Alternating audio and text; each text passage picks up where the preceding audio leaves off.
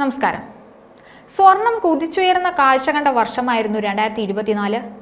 വിലയിൽ ആഗോളതലത്തിലുണ്ടായ വർധനവിന്റെ ചുവട് പിടിച്ച് ഇന്ത്യയിലും ഈ മാറ്റങ്ങളെല്ലാം തന്നെ പ്രകടമായിരുന്നു. മാത്രമല്ല, സ്വർണം ഒരു നിക്ഷേപമായി കണ്ടവർക്ക് വലിയ രീതിയിലുള്ള ലാഭം നേടിയെടുക്കാനും കഴിഞ്ഞിരുന്നു. 2024 സ്വർണത്തിനും വെള്ളിക്കും 25%-ലധികം വില ഉയർന്നുവെന്നാണ് കണക്കുകൾ വ്യക്തമാക്കുന്നത്. കഴിഞ്ഞ ഒക്ടോബറിലാണ് സ്വർണം പുതിയ ഉയരങ്ങൾ താണ്ടി വിലയിൽ കാര്യമായ മുന്നേറ്റം കാണിച്ചത്. പിന്നീടും ഇത് വലിയ രീതിയിൽ താഴാതെ മുൻ വർഷങ്ങളിൽ നിന്ന് കാര്യമായ ഉയർച്ച ഉണ്ടായി എന്നതാണ് ഏറ്റവും എടുത്തു പറയേണ്ടത്. ഭൗമരാഷ്ട്രീയ സംഘർഷങ്ങളുടെയും മറ്റ് അനിശ്ചിതത്വങ്ങളുടെയും ഇടയിലാണ് സ്വർണം ഇത്തരമൊരു അത്ഭുതപൂർവമായ മുന്നേറ്റം പ്രകടമാക്കിയത്. സ്വർണ്ണവിലയെ കഴിഞ്ഞ വർഷം സ്വാധീനിച്ച ഒട്ടേറെ ഘടകങ്ങൾ നമുക്ക് മുന്നിലുണ്ട്. പുതിയ വർഷത്തിലേക്ക് കാലെടുത്ത് വെച്ചിട്ടും ആ ഘടകങ്ങൾ അതേപടി തുടരുന്നുണ്ട് എന്നതാണ് മറ്റൊരു കാര്യം. അതിൽ പ്രധാനപ്പെട്ട ചില ഘടകങ്ങൾ കൂടുതൽ കരുത്തോടെ തുടരുന്നത് 2025 സ്വർണ്ണവില വർധനവിന്റെ ട്രെൻഡ് അതേപടി നിലനിൽക്കുമെന്നാണ് കരുതുന്നത്. എന്തൊക്കെയാണ് സ്വർണ്ണവിലയെ സ്വാധീനിക്കുന്നതെന്ന് നോക്കിയാലോ. പണയനയത്തിലെ മാറ്റം. മന്ദഗതിയിലുള്ള പണപ്പെരുപ്പത്തിനും മാറിക്കൊണ്ടിരിക്കുന്ന സാമ്പത്തിക സാഹചര്യങ്ങൾക്കും ഇടയിൽ ലോകമെമ്പാടുമുള്ള സെൻട്രൽ ബാങ്കുകൾ 2024 അവരുടെ പണയനയം കർശനമാക്കുന്നതിന് പകരം ലഘൂകരിച്ചതോടെ ഏറ്റവും അധികം ഗുണമായത് സ്വർണം അടക്കമുള്ള വിലയേറിയ ലോഹങ്ങൾക്കാണെന്ന് പറയണം. ഈ സാഹചര്യം പുതുവർഷത്തിലും മാറ്റമില്ലാതെ തുടരാനാണ് സാധ്യതയെന്നാണ് വിലയിരുത്തപ്പെടുന്നത്.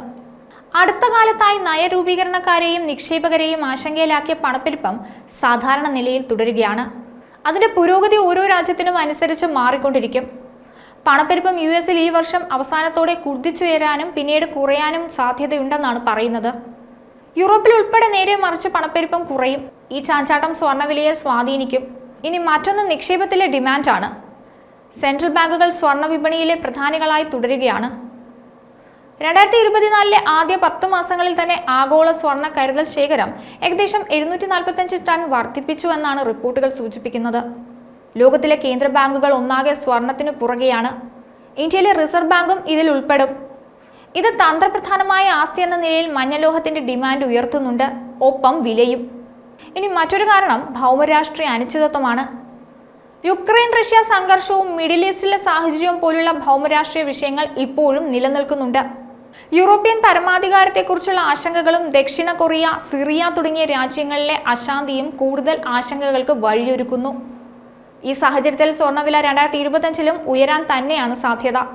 സ്വർണമില്ലാതെ മലയാളിക്ക് എന്താഘോഷം? വിവാഹം പോലുള്ള ആഘോഷങ്ങളിലാണ് സ്വർണം കൂടുതലായും ഉപയോഗിക്കുന്നത്. ഇന്ത്യയുടെ കാര്യമെടുത്താലും മറിച്ചല്ല. ഇന്ത്യയിൽ പല ചടങ്ങുകളിലും സ്വർണം സമ്മാനമായി നൽകാറുണ്ട്.